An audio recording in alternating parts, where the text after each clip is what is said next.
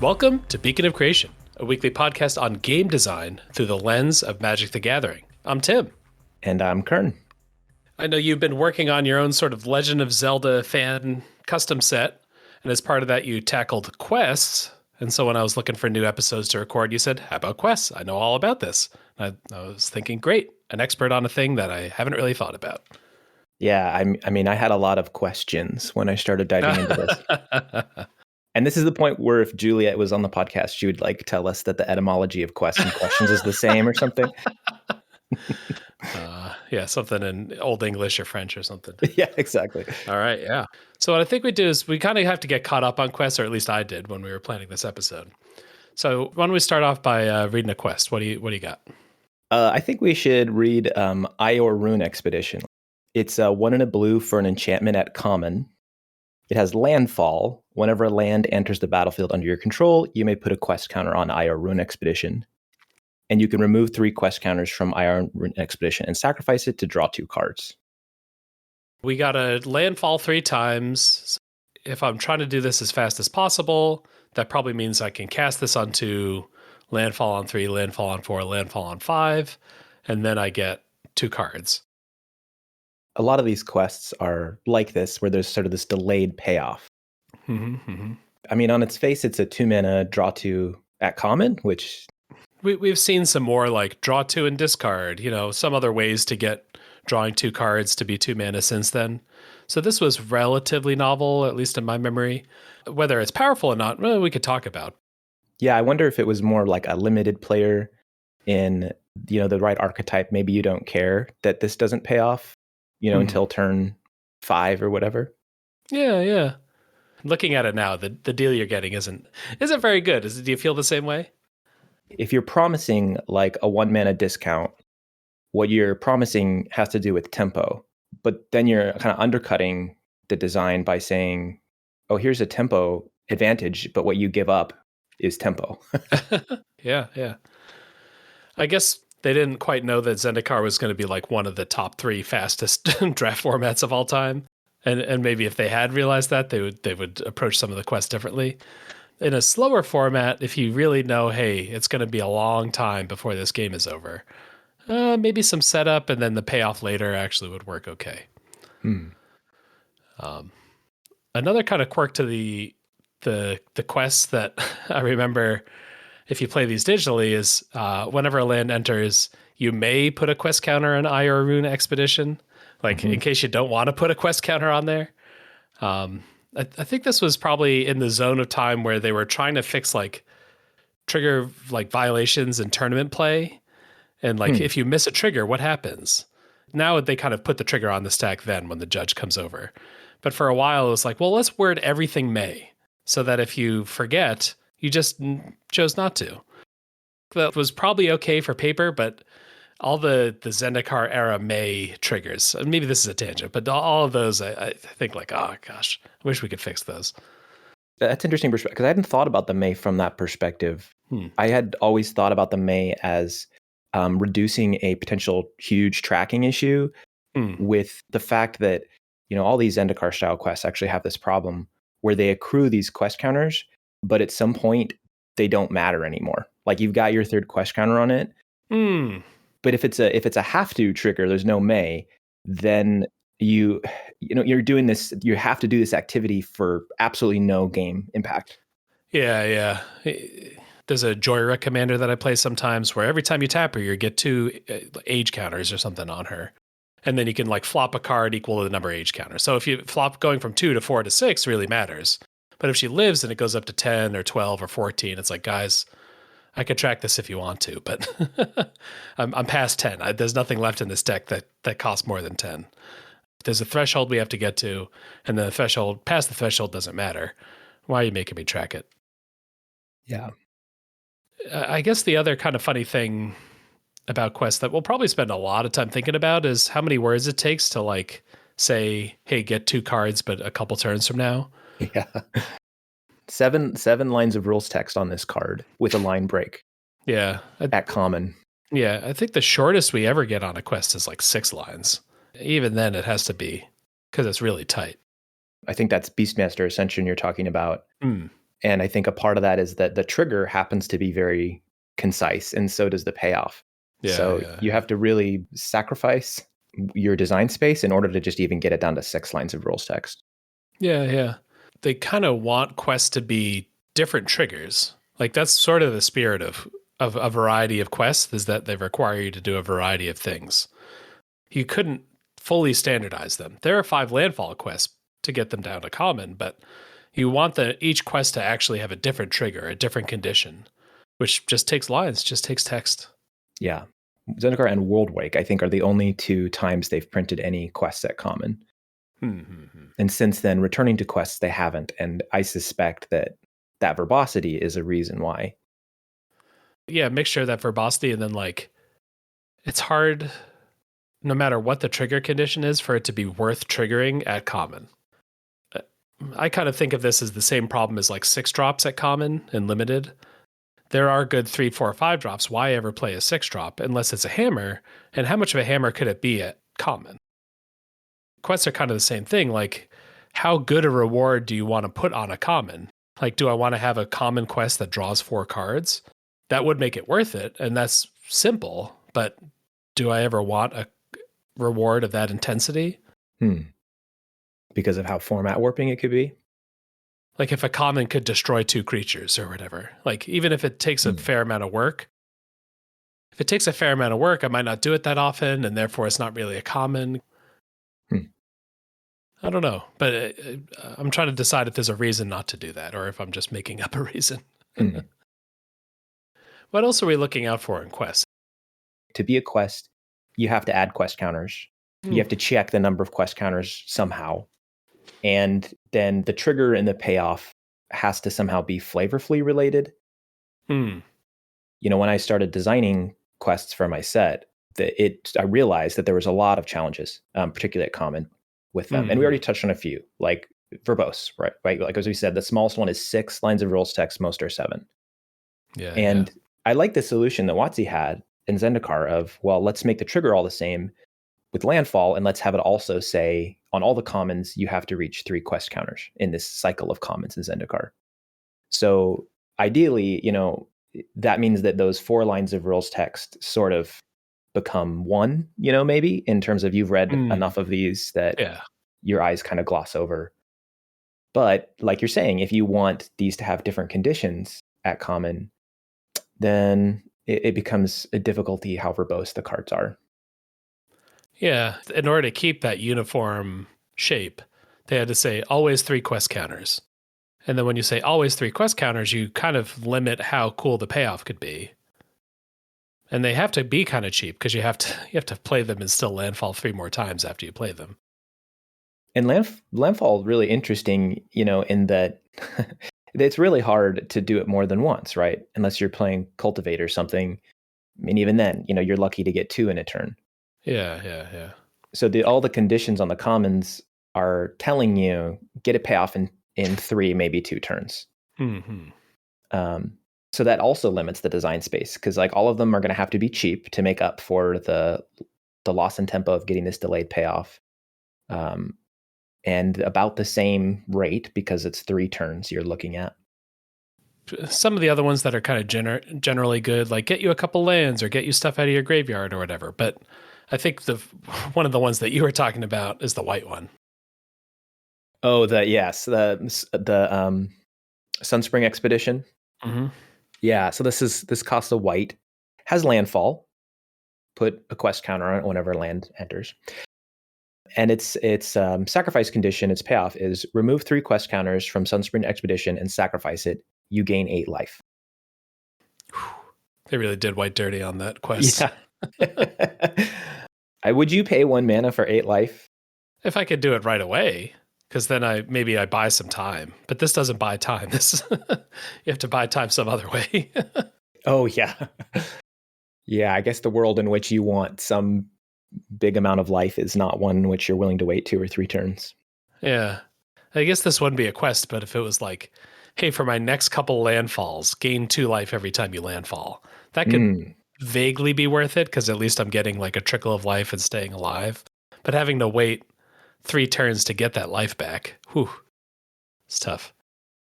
I like that. That card, print it. Sunspring Expedition costs a white. Every time a land enters, maybe gain one life. I don't know, two life, somewhere around there. And then you can sacrifice it to gain a bigger explosion of life. What is that, like a trade route? Like as we're playing lands, we're creating like a little road, we're creating a trade route, and then once the route's done, then the quest is over. Oh, But we get little thematically? bits every time. Oh, Yeah. or like a pilgrimage to like a Yeah. holy font or something. Yeah. Which is kind of the card art that they're selling in Sunspring Expedition. Yeah, That that's there's true. like this fountain that they've journeyed to. Mm-hmm. So the verbose is a problem, but also they potentially don't do anything if they're removed before you meet the condition. So, how much are you going to care about enchantment removal?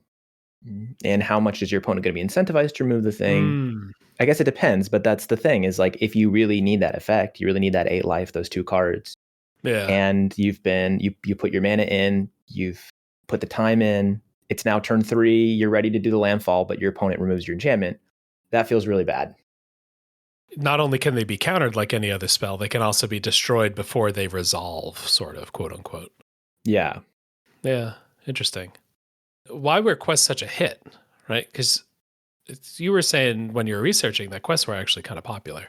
Yeah, I was surprised by that. I just found that out the other day, that I think it was like a Storm scale review or something like that, that Morrow was saying that according to their market research, it was popular, which I think the scale goes up to very popular.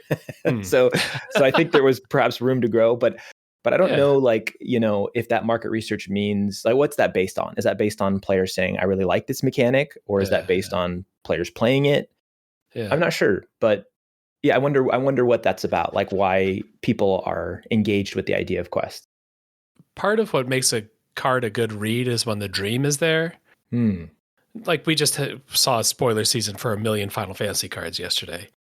And we don't know how good they play, but if a card like just reads good, if it's just like, hey, that's a cool thing, it flips into this giant like dragon. Oh, that's cool. How hard is it to flip? I don't know how hard that is really, but it's cool. It turns into a dragon. What else do we need to know?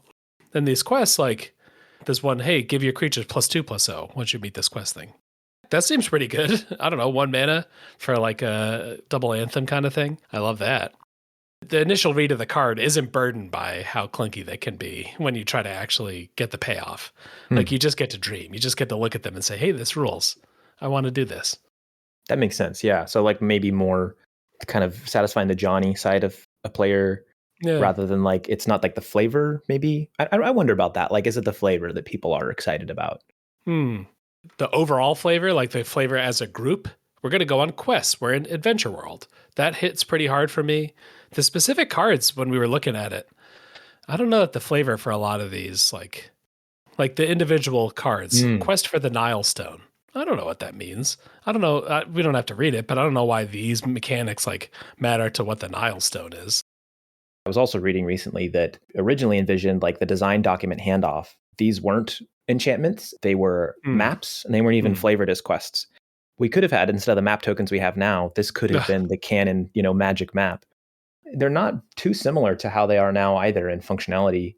I think that they were supposed to do 3 different things in order to satisfy the condition to give you the payoff. So like you're going on a journey, you're going on a treasure hunt. You might need to go to 3 different locations or do 3 different tasks. Maybe like a Herculean task kind of idea. Yeah, I have to, it's almost like scavenger hunt, yeah, or like Hercules. We have to do like 3 different things and then something crazy happens. I think that would have accentuated even further sort of one of the other problems that I have with quests is that they are kind of miserable in multiplayer.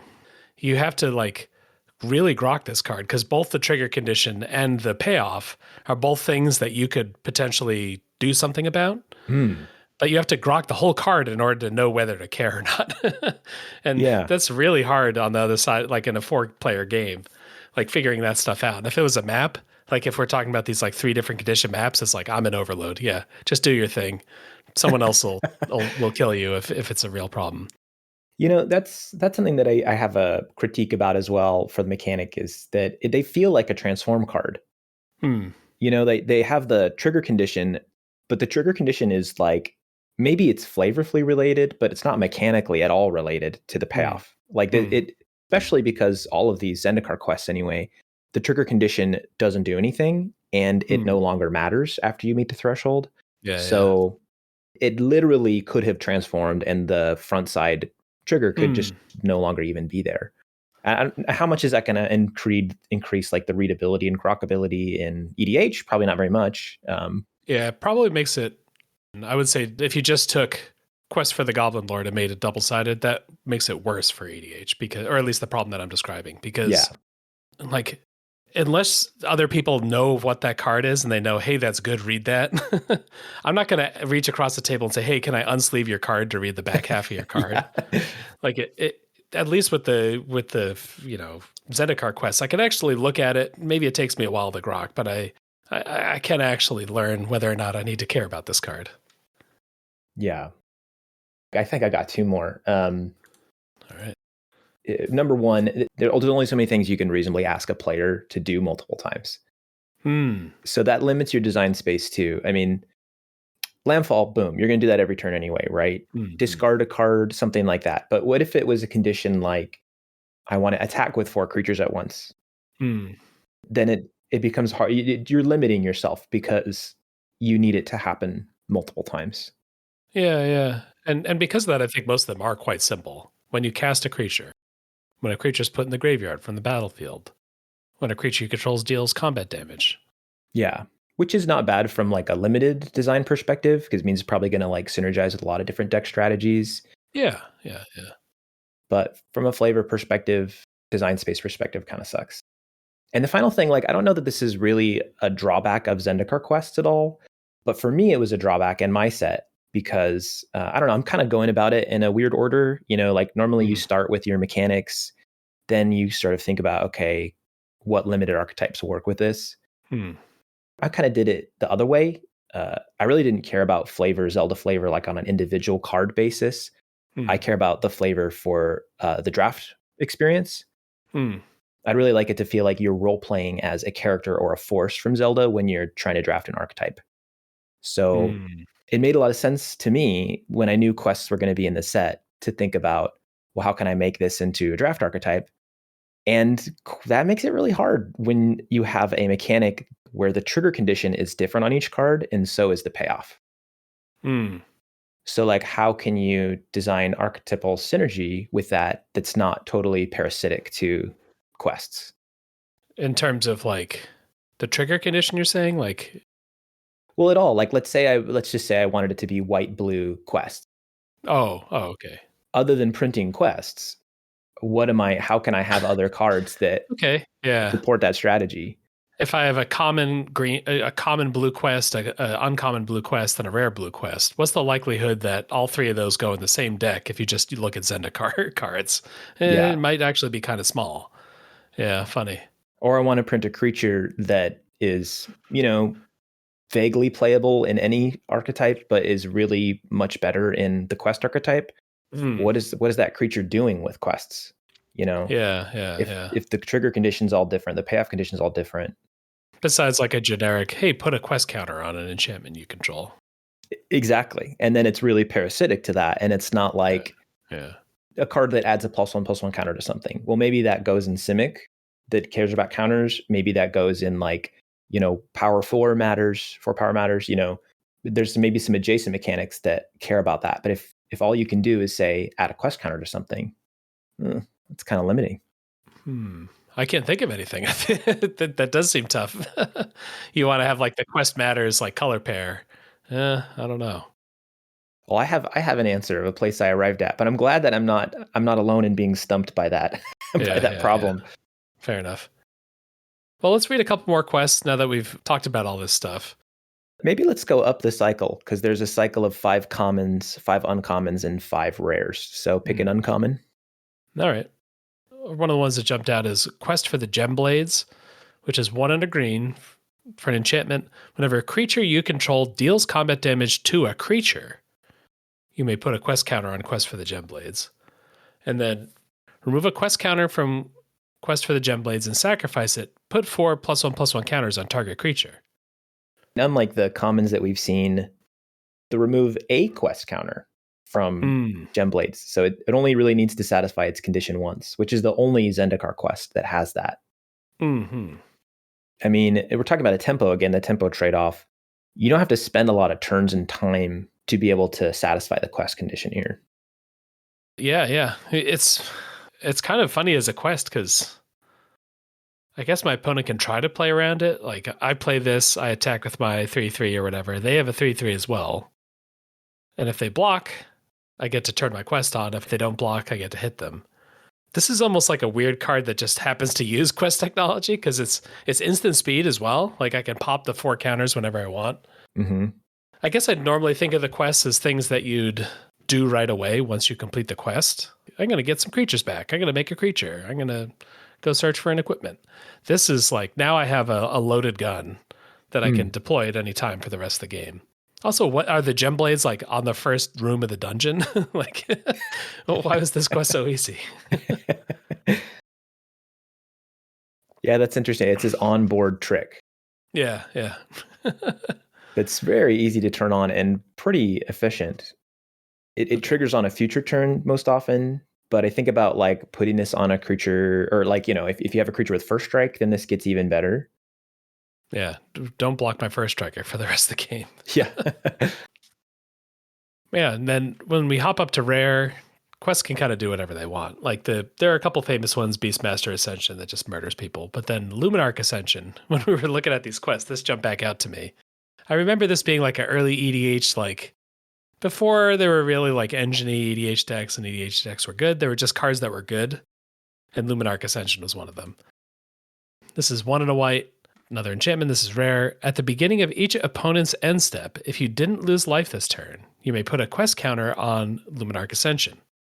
And then for 1 and a white, put a 4/4 white angel creature token with flying onto the battlefield.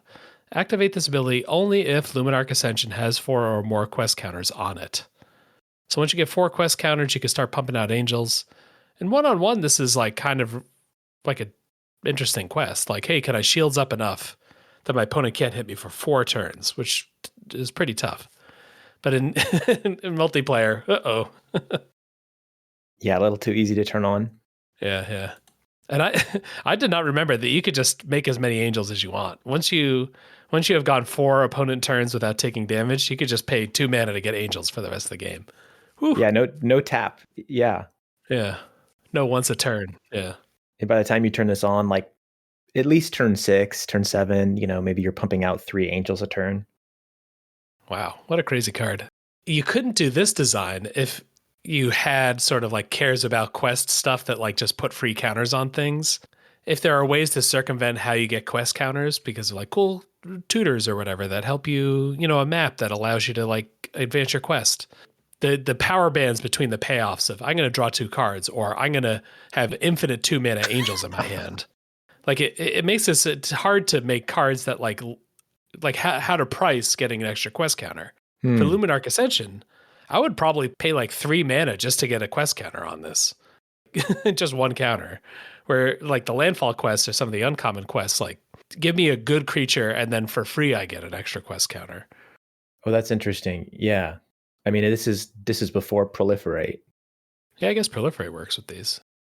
Is there a mechanic 2008 earlier that could do Proliferate-esque things? Big Fan, I think, is the only one at the uncard. Was it called something Fan?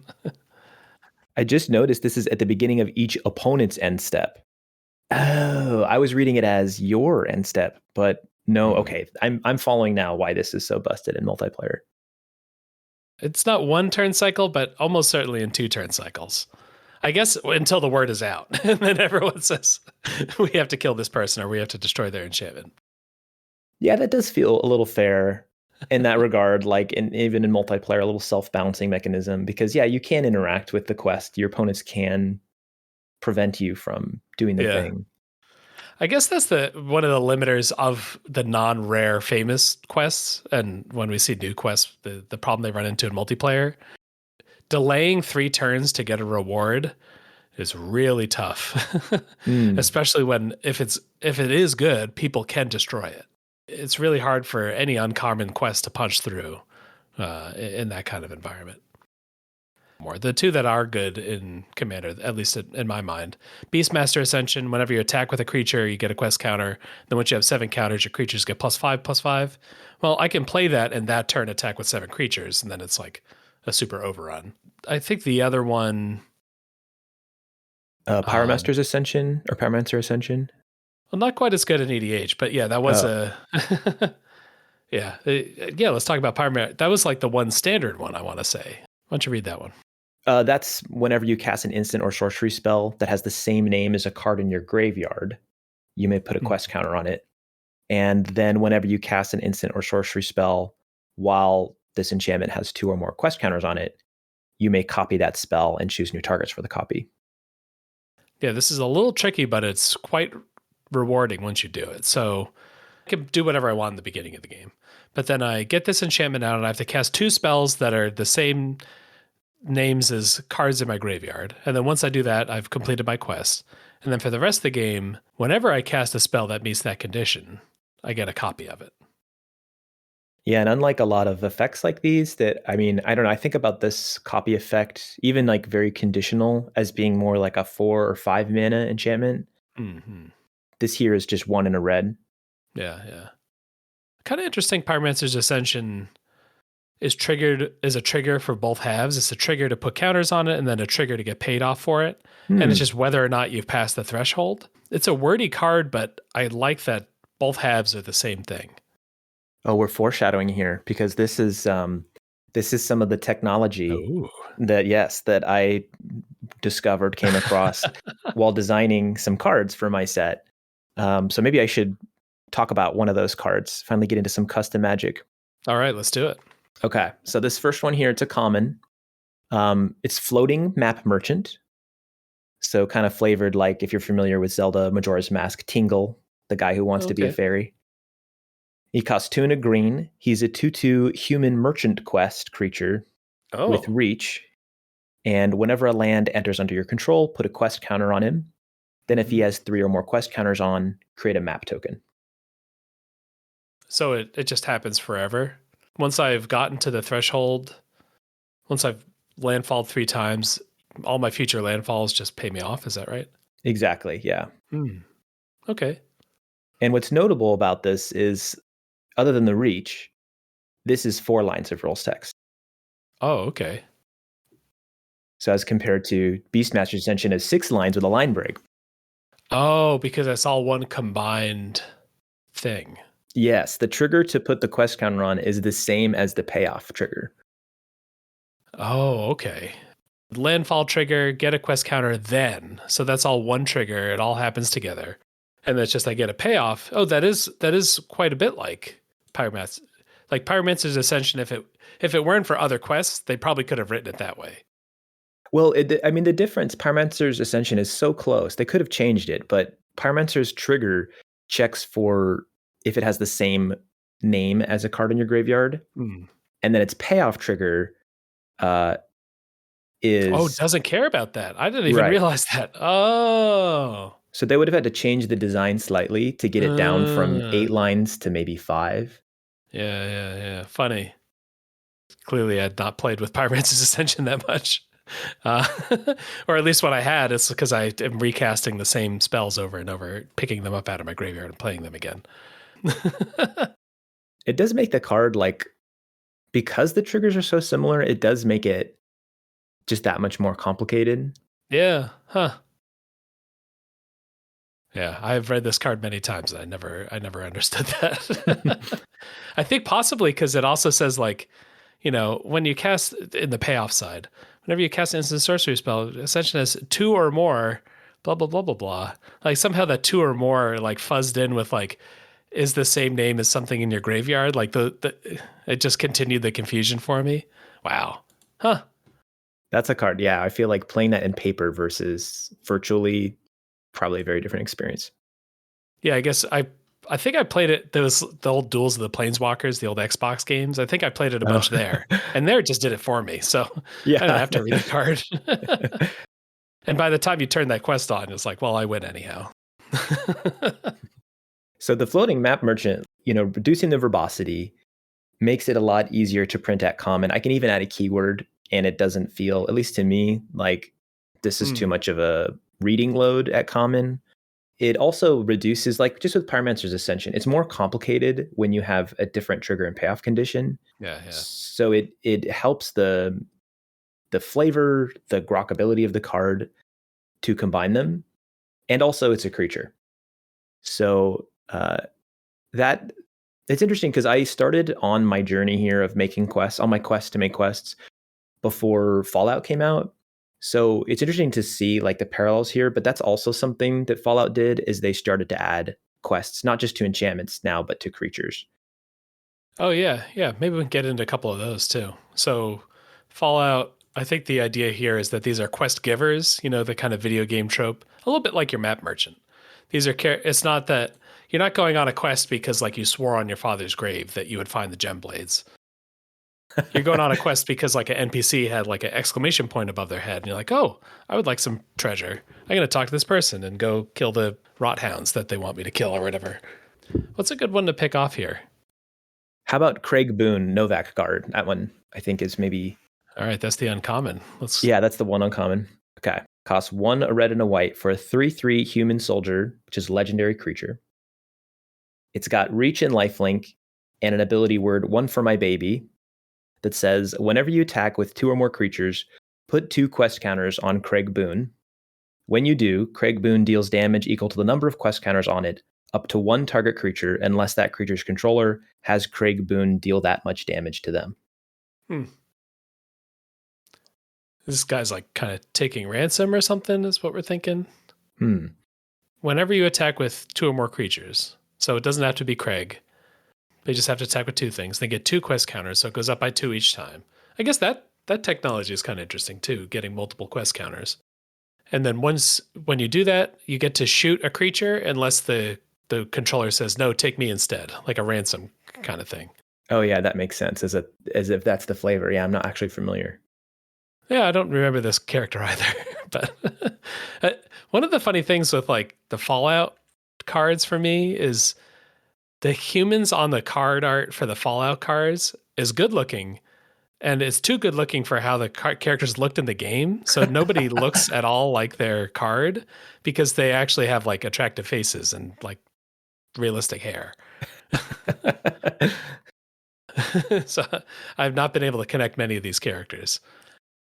This one is funny as a quest. This is closer to your style quest, where there's no eventual payoff. It's just an increasing thing, that I can do forever. The quest part of it is 8 lines of rules text, but it does have that combined trigger and payoff condition going for it. There's no threshold, like you say. And that's actually true for, I want to say that's true for all the Fallout quests. Oh, okay. Is that none of them care about a threshold. And so you kind of skirt around that problem of both having to continue to track after it doesn't matter anymore. Yeah. And also like a very delayed payoff. All of them can immediately pay off. They can like dole you out things one at a time. Let's read a couple more of these. I'm kind of curious where they take these, because at least on first read, this Craig Boone says quest counter, but otherwise does not feel like quest to me. I mean, it feels like an okay card. I guess talking more about Craig before we move on. Another piece to Craig and a lot of the Fallout quest givers that we'll see is that they are legendary creatures. That's part of, what they're trying to do. They're trying to reference specific characters from the games. But this does not quite feel like enough of a commander to me to try to make into a commander. And because of that, is more of like a card that I put in the right deck. Like maybe I have a soldier deck, or maybe I have a deck where I'm attacking with a lot of creatures already. What's a good card in my attack with a lot of creatures already deck? Maybe Craig. Let's consider Craig. And I think that this is maybe one of the things I want to think about with the Fallout cards is, here's a random card I stuck in my deck that no one's heard of. How hard is it for people to play with or play around or understand? And I think Craig actually does okay. How do you feel? Someone plays this card, you've never read it before. It's just one of the cards in the 99 of a multiplayer deck. How do you feel about this card? This card, your ability to understand the card. I think it's kind of on the more verbose, complex side. Like I would say, like higher than average. especially if it's in a deck that doesn't have other quest cards like it. Yeah, And yeah. you're trying to wrap your head around this. That's the situation I'm trying to put these cards. Yeah. Yeah. And also interesting that it has lifelink with the triggered ability where it's dealing damage to things. So there's some real gotcha things, and it's another card that is potentially aggressive that's in red that has a reach on it. And Oh yeah. it has like that surprise reach. Oh yeah. That is kind of funny. It does it. I mean, he has a gun. That's why it's surprise reach. I Yeah. guess our gun's nothing if not surprise reach. Yeah. It's kind of funny that he has both like reach and he has this ability, one for my baby, that reflects him shooting something. Yeah. One question maybe for complicated cards is if this happens once, can I form a plan to do something about it if it's a problem? And I think yes here. Mm-hmm. I can get rid of Craig. I can make it hard for them to attack with multiple creatures. In multiplayer, like I might even want Craig to live because I can say, hey, if you don't attack me, I'll get their blocker out of the way. And, we can start steamrolling people. In terms of what I do about this card, I think Craig actually scores okay. This is not in the warning zone for me in terms of multiplayer cards, unlike some of the other quests. And maybe being creatures just does give you an outlet that that the enchantment quests don't do. Is this card too confusing? Does this seem like it's going to be too powerful? You probably have removal spells. Fire it off. Yeah, that's a good point. Like it's easier to remove. But, I think that probably Fallout did creature quests for the same reason I did. And you named it, of the quest giver, that there's like a flavor reason why if you're going to do any Universes Beyond style thing that's based on an RPG, if you want to use quests, you're going to want to put them on creatures. And there's this really good design reason to do it too. Apart from making them easier to remove, the fact that quests can potentially do nothing, at least the original Zendikar style quests, is this huge downside to them. But suddenly if you put it on a creature, even if that body isn't very good, it at least can serve some role in on the battlefield before it gets removed. From the player, from the person playing the card's point of view, that's true. No matter what, Craig Moon is a 3/3 reach lifelink, which has some value. Like it does something even if you don't feel like reading the rest of the card. And because that has some value, the quest part is good. Like I feel like it's a useful enough ability, but it's not the entire reason the card is on the battlefield. And that can be a struggle with regular quests where it's doing two complicated things. It's got like a complicated trigger and then a complicated payoff that is like 8 lines. And that's the only thing it does. So that thing must be very good. Otherwise it wouldn't be in a deck. And I better read that right now and understand it because it's apparently like really good, even though I've never seen it before. Yeah, I want to read a couple more of these. I'm curious what they tried to do with these Fallout cards. How about Duchess? That's a good one. Oh, okay. So she's Duchess, Wayward Tavern Keep. She costs 3 and a red for a 4/3 legendary creature human citizen at rare. She has the ability word Hunters for Hire. Whenever a creature you control deals combat damage to a player, put a quest counter on it. So it puts a quest counter on other creatures rather than herself. Oh. Although could also put a quest counter on herself. Yeah, if she hit someone. Yeah. Mm-hmm. And then she has the ability, pay 1, remove a quest counter from a permanent you control, create a junk token. Junk token is tap, sack the token, exile the top card. You may play that card this turn as a sorcery. All right, so it's like a little worse than draw a card, but still pretty good. The creatures themselves have the quest counters on them, which I think is a good flavor hit. You as the player, I think she was from Fallout 76, which is like the pseudo multiplayer Fallout. So the players are going out, they're beating up monsters, they're doing quests, they're like finding items, out in the middle of nowhere. And they have those things on them. And then they turn them into Duchess, and Duchess gives them, a quest reward, some experience. Yeah, or maybe like you're selling the thing you stole from the other player for a junk. Yeah. I guess it is saying like, what are players buying with all the quest reward money? Just more junk. Yeah.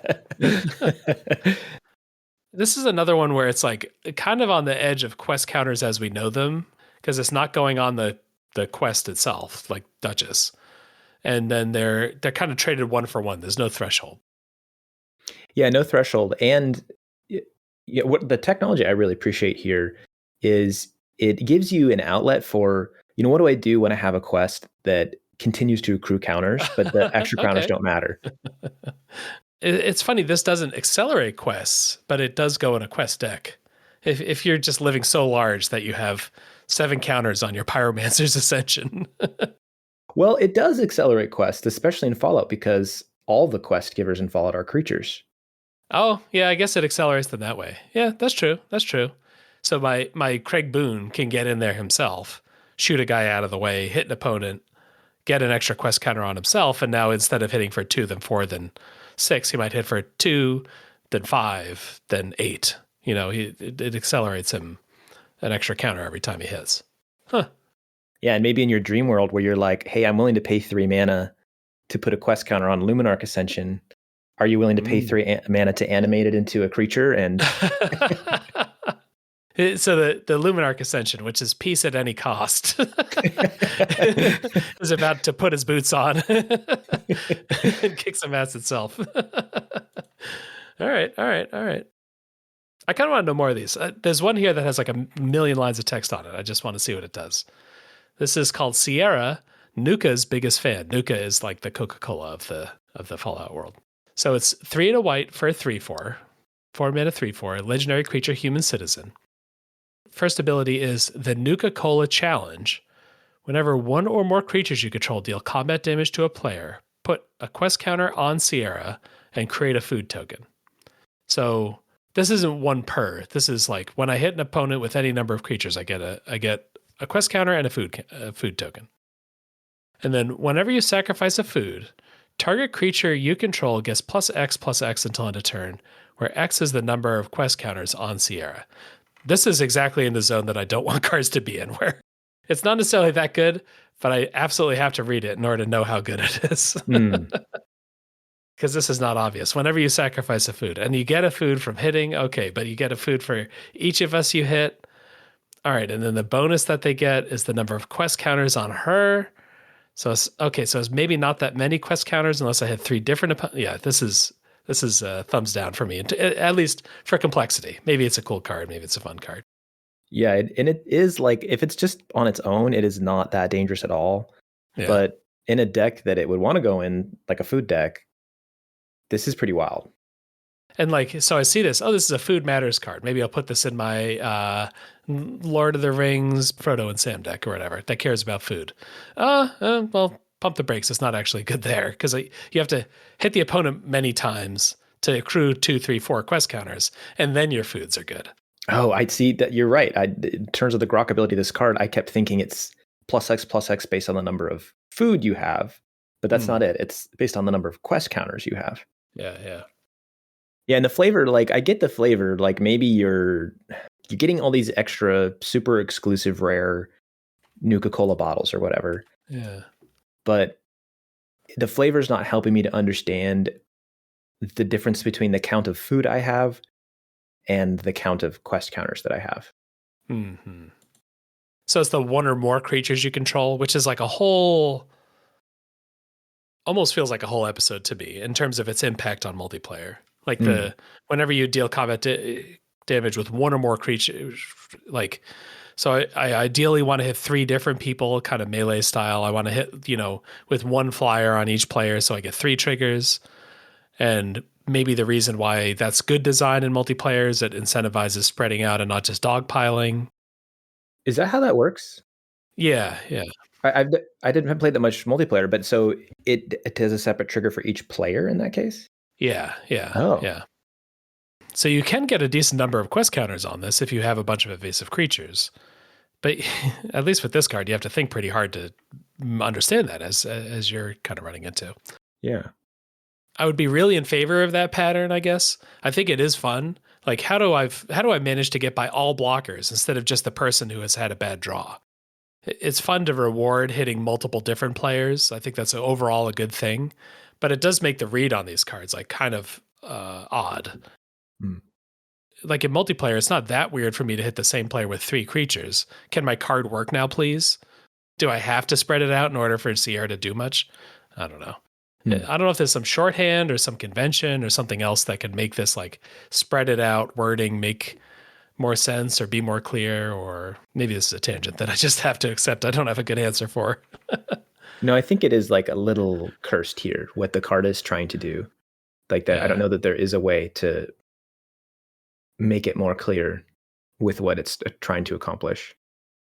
Overall, if the quest is for some of these cards, because we see with Craig, hey, attack with some stuff. We see with Duchess, hit your opponents. We see with Sierra, hit your opponents. Oh, but Duchess and Sierra are even different. Duchess, you can hit the same person with 5 creatures and get 5, and they all get quest counters. Yeah. Sierra doesn't work. I'm not. I'm willing to say Sierra is the miss, and the other ones are still fine. But I'm getting more suspicious of these Fallout cards the deeper we get.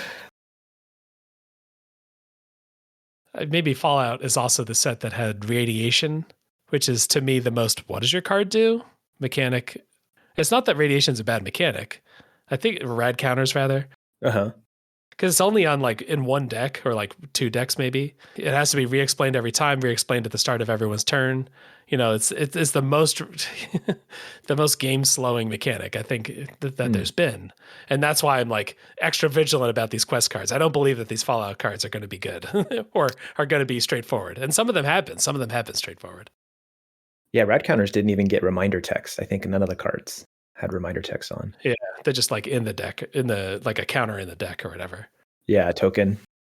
A token, yeah. Let's get one more Fallout. I don't know why I've become obsessed with these quest givers in Fallout, and then maybe we can get 1 or 2 of your cards as well. Sounds good.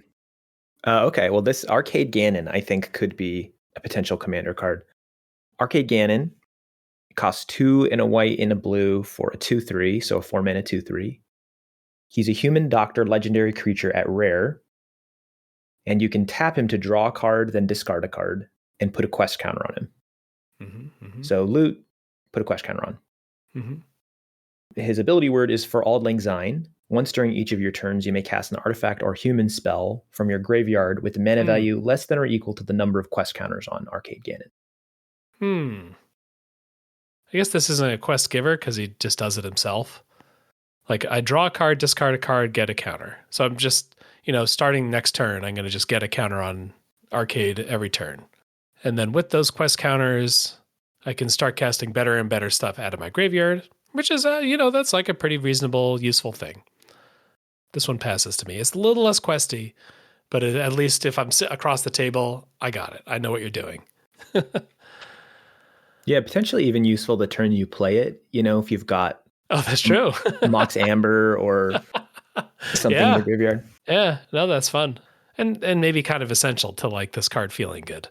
Like you only need like 1 or 2 quest counters on this to be able to cast a large chunk of the things you want to cast out of your graveyard.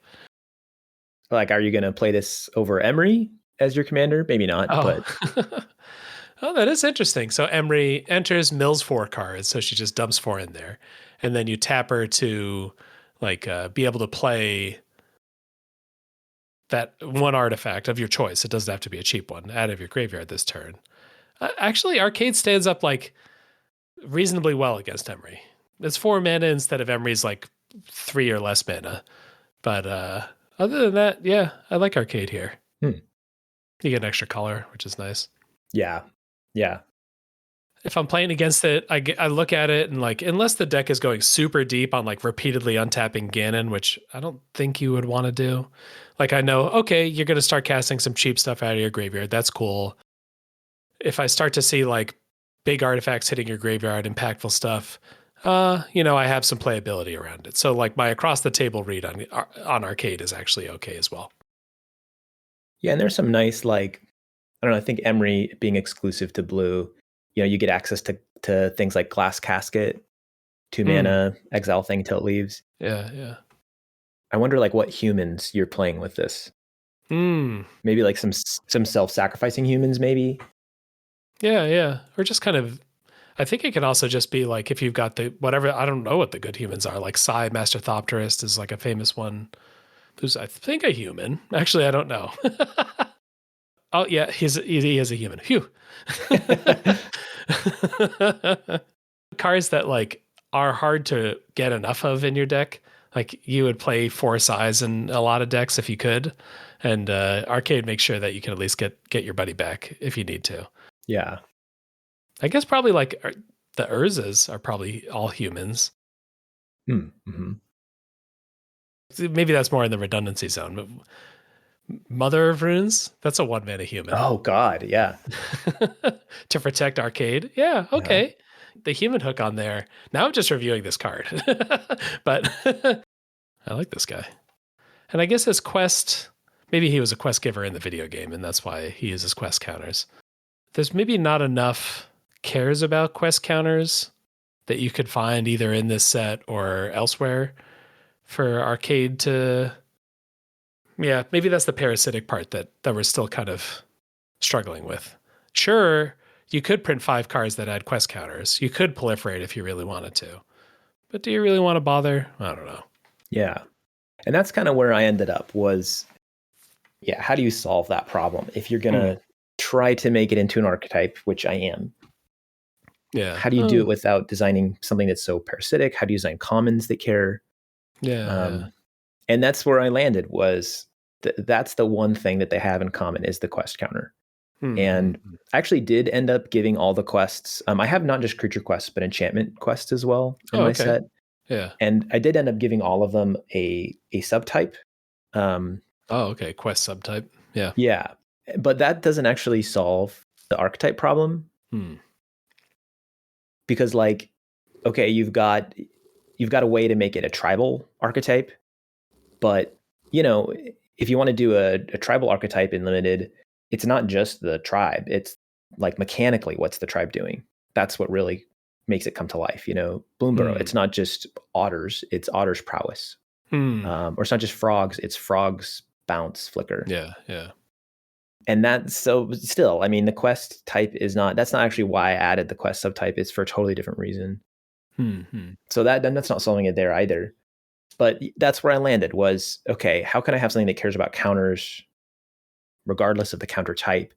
And proliferate was already in the set for a totally different reason. So, okay, boom. What if, you know, you raised that challenge before with, what was it, Luminarch Ascension, that the rate of the quest counter, because the conditions are so different, could potentially be like really wildly different. So then if you're proliferating, can you balance that so that it doesn't feel so crazy to get an extra quest counter on one over the other? And that's a potential thing I have to design around because I'm combining proliferating these quest counters. But yeah, also, like, I think that's okay. I mean, when you proliferate, sometimes you're getting an extra loyalty counter. You know, sometimes you're adding a poison counter. Yeah, energy. Yeah. I think with these Fallout cards, proliferate, I think, sits nicely alongside the Fallout cards, at least the ones we looked at. Like Craig starts shooting guys a little better. Duchess, if I work on this quest and then proliferate, yeah, I'm getting something pretty good, but not like something worth my proliferate, but not something explosive. And then Arcade can like bring back bigger and bigger things. Yeah, proliferate, I think, sits well with those cards. Like it's not quite the Luminarch Ascension, and it's not like, well, this could have just been a landfall, and now I gain 3 life. It's somewhere in the middle. Yeah. And if it is a landfall, maybe it's on a card like the floating map merchant I designed, where it's like, okay, my common got slightly better. Yeah. Nothing to write home about, but it's not like I don't care. You know, I might actually care. All right, let's get a couple of these cards. I want to hear about some of these cards. Yeah. So I ended up going into Simic for that reason. Oh, okay. And, you know, as I can do proliferate stuff, add +1/+1 counters on there. I want to have enough quests to make this supportable as an archetype, kind of like the Asfan of Rooms from Duskmorn. Yeah. So you have a bit to play with, but they're not so common that like that's all you're doing. So add +1/+1 counters in there and make the proliferate matter a little bit more. And that's where I ended up is Simic proliferate quest counters. And I'll take a look at the signpost uncommon here for Simic, which is a transforming dual face card.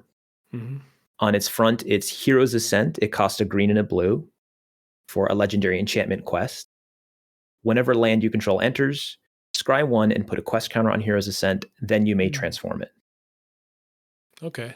Kind of like your pilgrimage thing. I get a prize along the way, and then I can flip it whenever I want. So I guess the amount of the longer I wait, the better. But if I need it right now, I can flip it.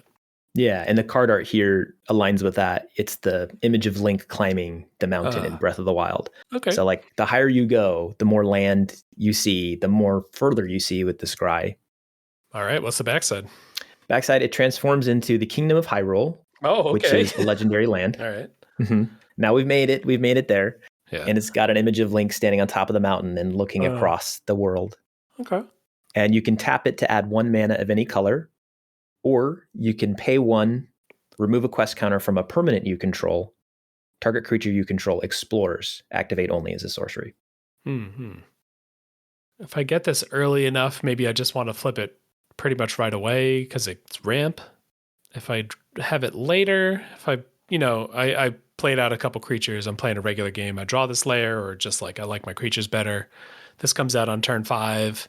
I landfall 2 or 3 times, and they say, yeah, let's flip it. And then I have 2 or 3 quest counters on this. I can start exploring. If I'm proliferating, then I just have to make sure not to spend the last one, and then I can keep exploring every turn, or exploring each time I proliferate. Yeah, okay. And notably, it's remove a quest counter from a permanent you control.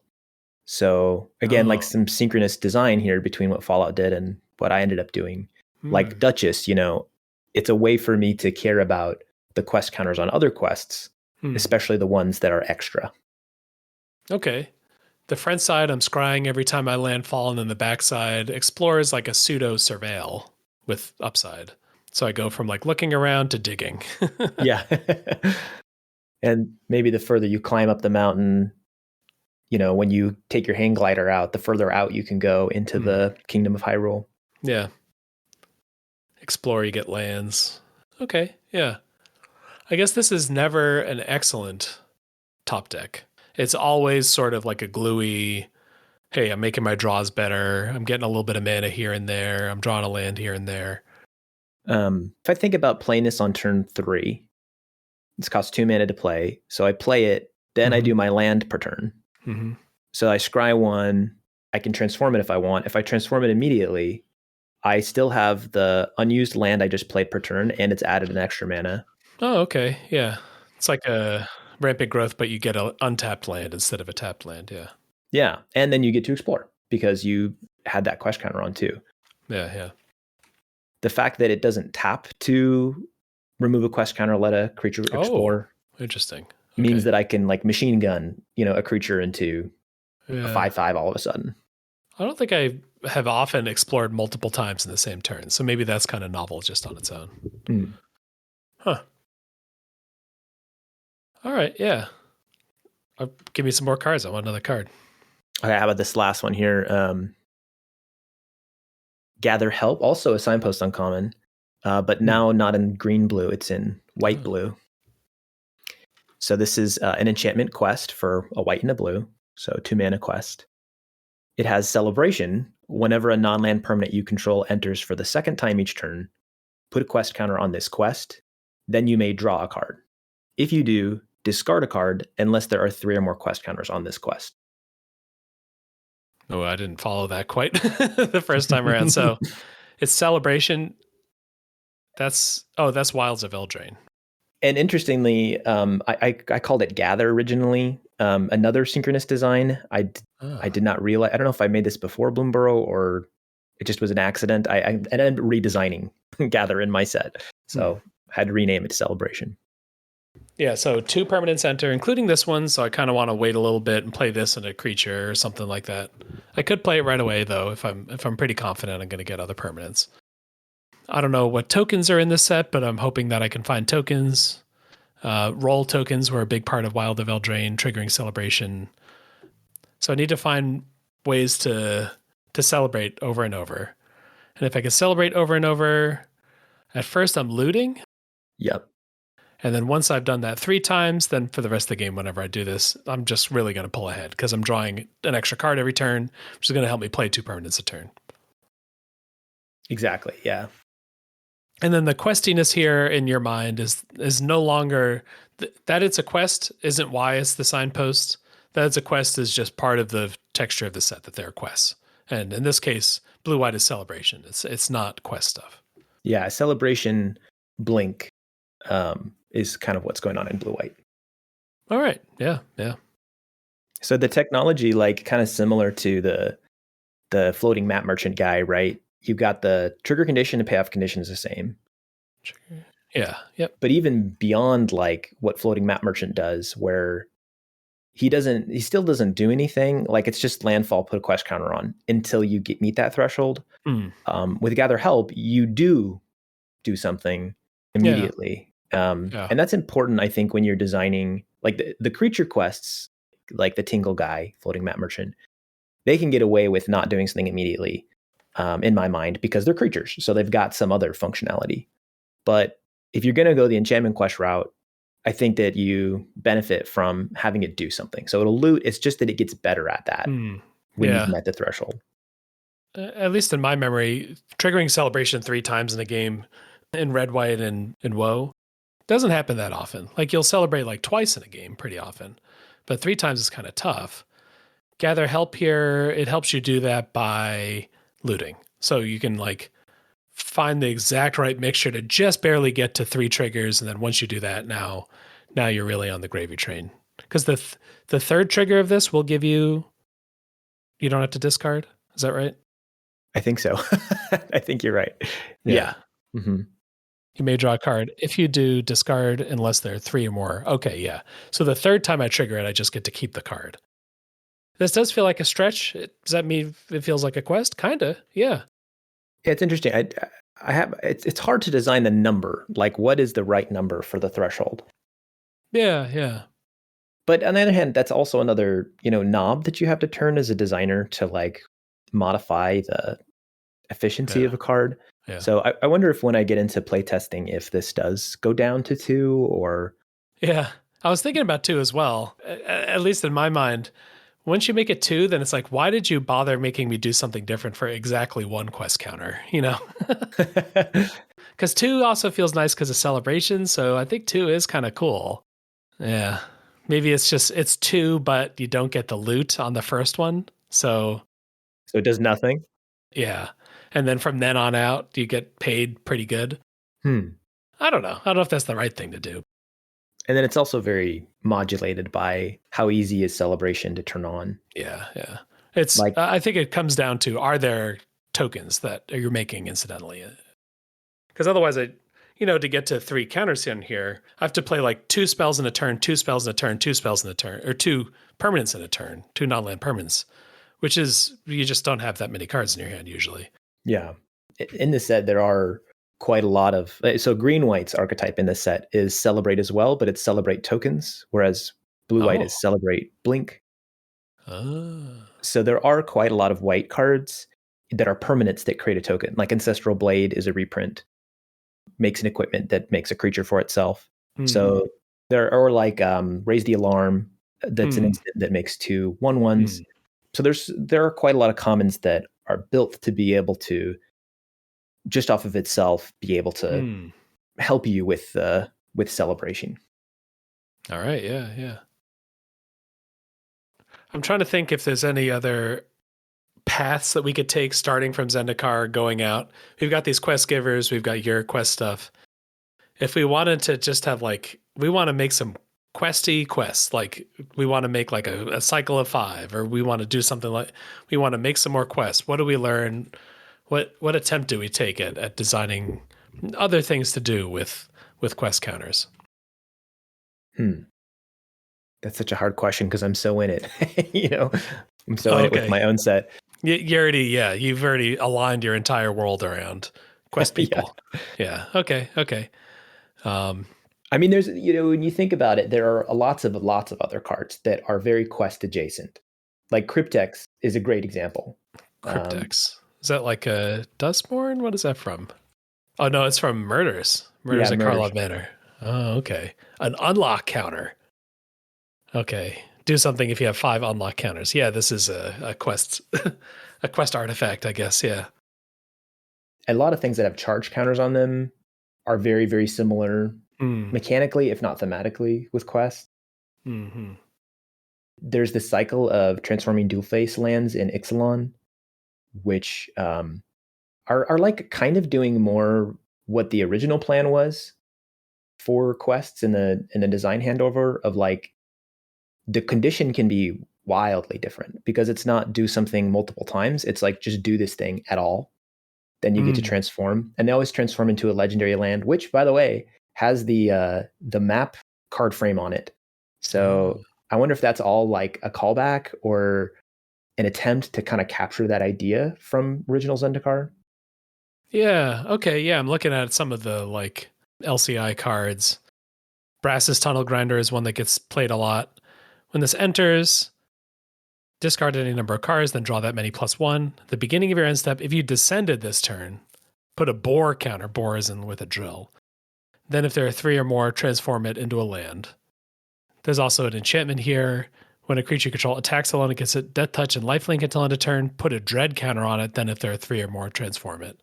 These are quests, except not in name. And most of them are enchantments on the front side too. So you've got that parallel as well. We got the side quest from Final Fantasy, Catch a Fish. You flip that guy, start as an enchantment, flip into a... What do you flip into with that card? Flip into a land. Oh, what? I did not see this card. It is literally a quest. I mean, it's not, but it is. It's a side quest. Side quest : Catch a Fish is the name of the card. I like the flavor text. I'm Noctis, Prince of Lucis and King of Fishing. Yeah, so I guess, yeah, we did get more quests. We got side quests. How is this different? This is something you suggested in the middle. Make them DFCs so that they can switch into something else on the backside. At the beginning of your upkeep, look at the top. I'm reading Catch a Fish here. 3 mana. At the beginning of your upkeep, look at the top card of your library. If it's an artifact or creature card, you may reveal it and put it into your hand. If you put a card into your hand this way, create a food token and transform this enchantment. So at the beginning of your upkeep every turn, you're going to look to see kind of Delvery. Did I hit an artifact or creature? If so, I caught a fish. I get a food and then I transform. Then on the other side, I get a land, a campsite, cooking campsite, tap to add a white. 3 taps, sack an artifact, put a +1/+1 counter on each creature you control, activate as a sorcery. Yeah, I guess this is quite questy. Here's maybe where the DFC is paying off a little bit. If we're going to DFC from enchantment into another enchantment, that's sometimes I'm a little sour on DFCs just because of their EDH. Like I don't want to unsleeve people's cards, but if it's at least like flipping from an enchantment into a different permanent, and that permanent is good but not insane impact, I can get behind that. You mean you can get behind it because it's like, if it's enchantment into enchantment, hey, designer, just put it on the same face. Is that why? Yeah. I see. Yeah. Now, I really like the flavor of this card, but it is white ramp. Yeah, there you go. That's interesting. And like, not even like, it says permanent that costs 3 or less. Well, haha, lands cost 0. No, this turns into a land. Yeah. Yeah. I wonder if they alternate lands. I guess we'll find out. Yeah, well, in that same vein, though, I mean, talking about adjacent quest things, there are cases. Yeah. Okay, so quests are so important, right? Quests are the concept of quests are so important to a fantasy world, and that's what Magic is. Yeah. And here they've gone in and used this noun, quest, that's so essential to RPGs. And when we drill down into like what is it that makes it different than these other quest adjacent things, the thing is that it gains quest counters and then it looks at that number. And mechanically, does that really capture what a quest is? And I don't know. I mean, I think about cases, and cases to me are the type that captures it the best because the condition can be so weird and off the wall and wildly different. That is a little more questy. Like if it, I guess maybe sometimes quests in video games are like hit a goblin on the head 3 times. So it being repetitive is maybe in line with kind of lazy quest design. But yeah, if you're talking about like a heroic quest, it should be like defeat the dark archangel with the sword of Artemis or whatever. But yeah, cases are weird. That's sort of their vibe. Yeah, and I'm almost like bummed that they're themed in such a way that's so specific to like a clue adjacent type of plane. Like, are you going to see cases on? Well, I was going to say Ravnica, and yes, you are. But you know, I guess you could really put cases in a lot of places. But yeah, you have to have people with detective hats probably. Exactly. Cases. The cases are interesting because some of the stuff we talked about, like we've got these Zendikar quests that do nothing, and then maybe you get something at the end. And maybe it's an awesome thing at the end.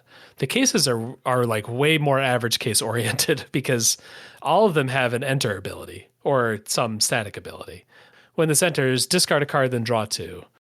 You may play an additional land on each of your turns. At the beginning of your upkeep, surveil 1. Like all these cases always do something no matter whether you try to solve them or not. They're just like a kind of usually a slightly mediocre version of what you'd normally do from a sorcery. And so you have like do something no matter what.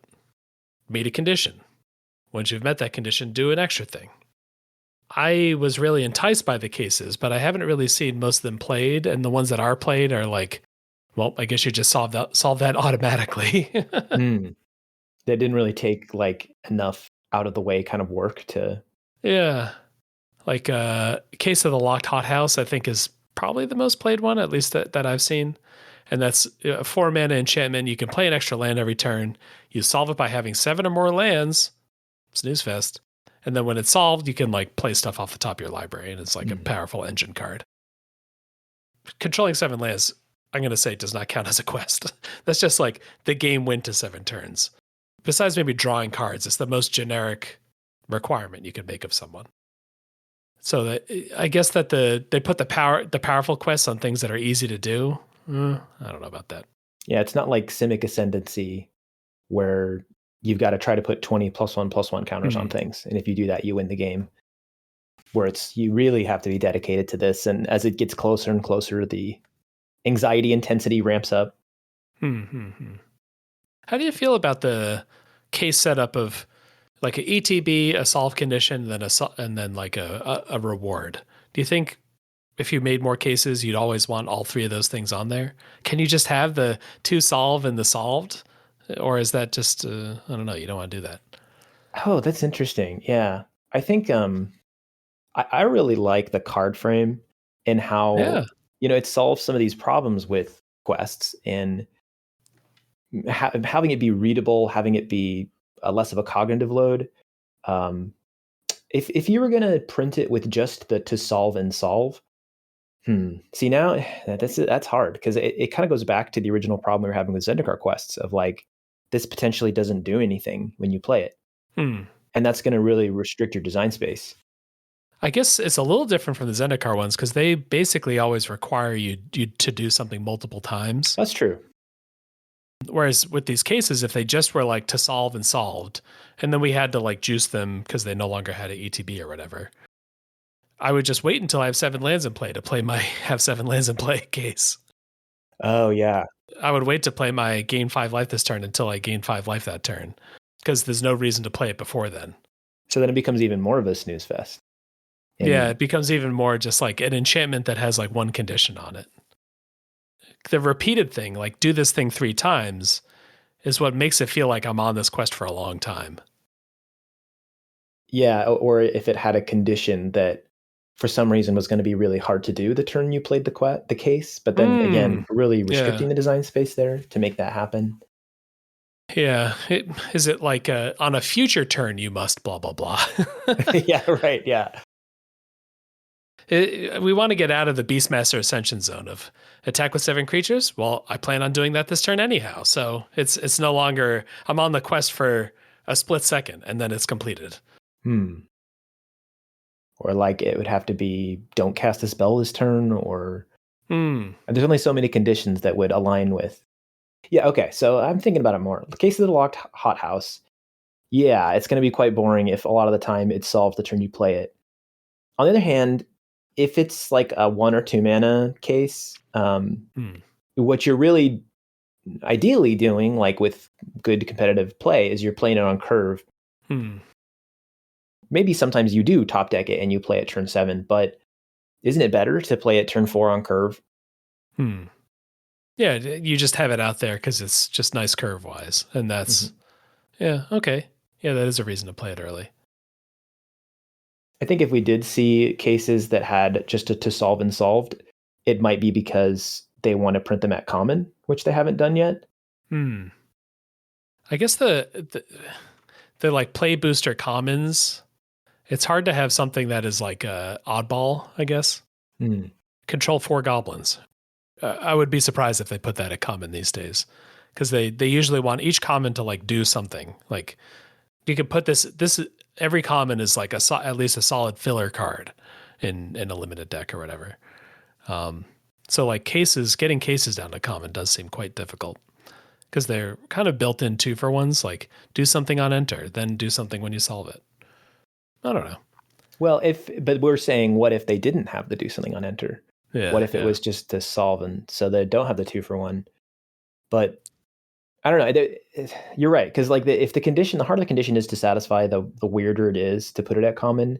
So maybe these would have to be like, tutorial cases, or Okay. really, really pedestrian, All right. solve a robbery, solve a missing cat. Yeah. I like when we open up beyond just like limited games and commander games and constructed games. What if this is like a digital thing or something? Like I have a case deck or whatever, or there's a case plain chest pile of like every turn it's just flipping over different weird things for people to try to do. Then you could have just to solve and solved. Like whoever does it claims the card and then puts it in play under their control or whatever.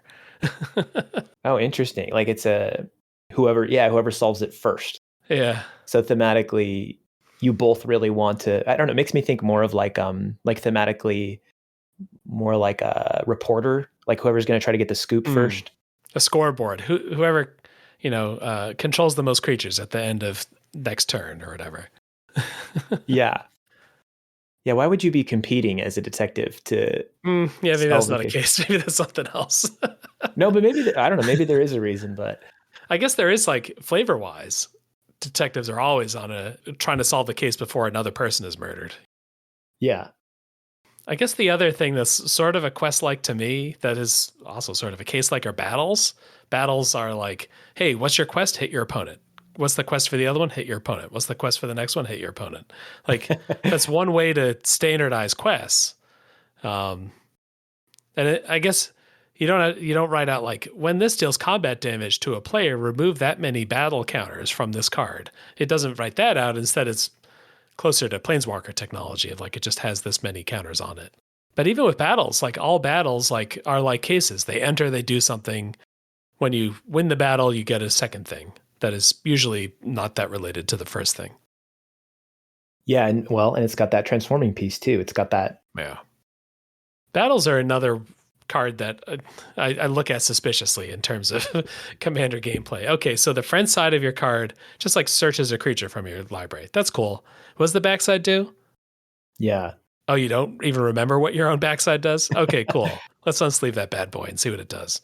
It's funny you mentioned that because battles are also in my Zelda set. Oh, okay.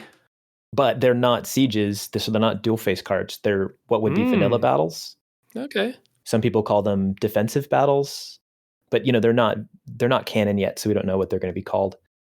But they carry like no rules baggage with the subtype.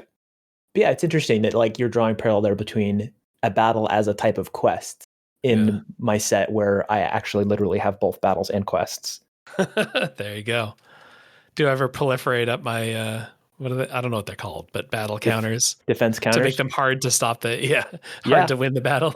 That's actually how I ended up with proliferate in this set originally. Okay. Yeah. All right. Yeah. So there's probably even more quests out there that we haven't talked through, but I think that was a good survey. I feel like I understand why we haven't seen that many more quests. They're fine as a throwback. I think there was like a Modern Horizons quest at some point, but yeah, quests as they exist are a tricky card type and tricky to get exactly right. You have to evolve them in some way to use them again. Yeah, now I know all of that. If people have quests in mind, what are you interested in on quests? What should people be posting about? What's our quest for the listener? For them to check out or design? Just in terms of what we want people to explore design-wise. I guess the ultimate quest is this month's design challenge. How's that for a segue? There you go. Nice. Every month we do a design challenge. We get submissions from everybody. We usually get 15 or 20 people jumping in. It's a great way to get started in the community. If you just started listening to the podcast, we got a bunch of new listeners. The design challenge is a great way to do that. The one for May is May BC. Design an Elder. So Elder, Elder dragons. There have been Elder dinosaurs. When you think of the Elders in Magic, what kind of Elders do you want? What's in your mind, Qirn? Big splashy monsters is what I think of. Yeah. But I think to me, it just literally means really, really old. Is there something that like makes you old? Like, what about your ability makes you old? I guess if you're very large, like dragons get very big as they age. But otherwise, maybe it's like legendary kind of thing. I don't know. Yeah, legendary. I mean, EDH, Yeah.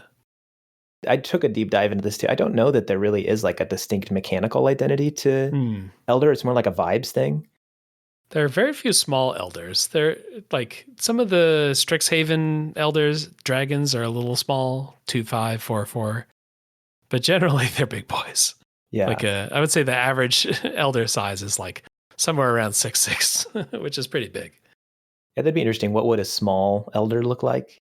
A withered little, just limping along. Oh, there's a new elder since since last episode. Arden the Usurper, another Final Fantasy elder. Demons you control have menace, lifelink, and haste. All right, that's pretty cool. Oh, different than the Elder Wizard. Yeah. If you control demons, that probably makes you an elder. If you have multiple demons under your command, yeah, you could be an elder. Elder Human. Is that the first Elder Human? Oh, I don't know. I think it is. Very nice. Yeah, because Emixelk, he's transcended humanity and is just an elder. So we're looking for those elders. This is kind of an open-ended thing, and as always, we've got some bonus points that you can shoot for. This first one's not going to help you narrow your design down, unfortunately, but Juliet would like you to do it nonetheless, and that it's ABCs. Use every letter of the alphabet somewhere on the card. People have found out a lot of technology for where you can sneak letters, like in your set abbreviation or your creature type or something else. And then we've got the other bonus point, DEF. Give it a defensive keyword, reach, defender, indestructible, vigilance, or ward to help keep your little elder protected. Let's do May 30th.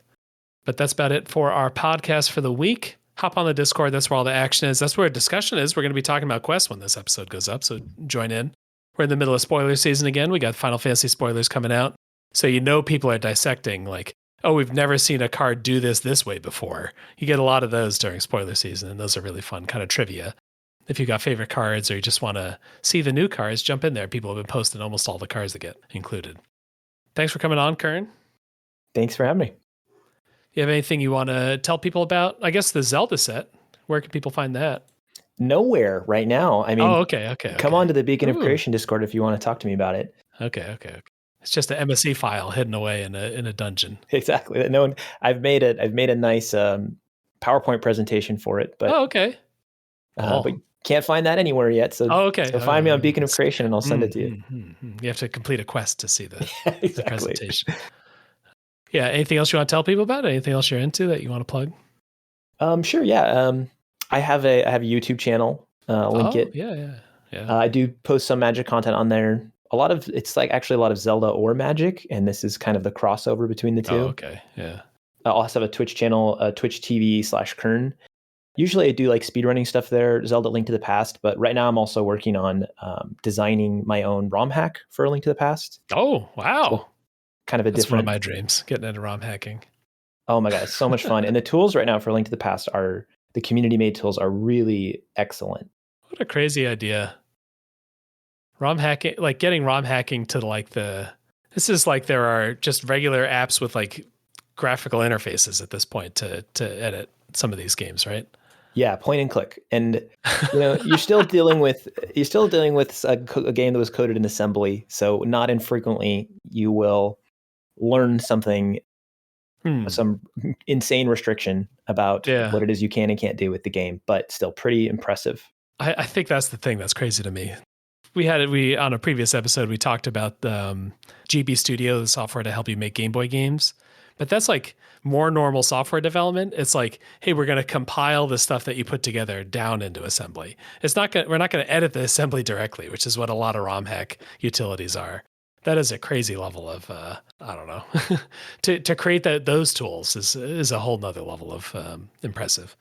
Yeah. It's giants standing on the shoulders of giants standing on the shoulders of giants. Yeah, absolutely wild. So yeah, Twitch, is that a regular thing or is that just like whenever you got some free time kind of thing? Oh, it's so freaking irregular. Oh, okay. Yeah, it's like months apart, years apart. Yeah. Follow Qirn and then look on the sidebar for when the stream goes up. All righty, cool. If you need to find either of us, like we said, Discord's the place to do that. And then most of all, thank you for listening.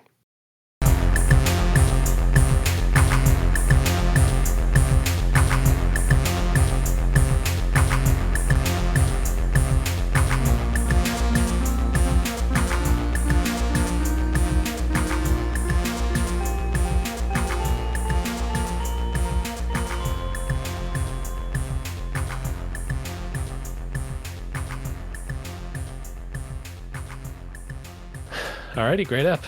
Boom. Oh man, that was long. Yeah. Once I realized that the Fallout cards were interesting, I'm like, yep, this is a long ep. Once I read like the third one, like, oh no, they're doing something even more different with this third one. Like, yeah, we're gonna be talking. We gotta go deep. Nice. Yeah, yeah.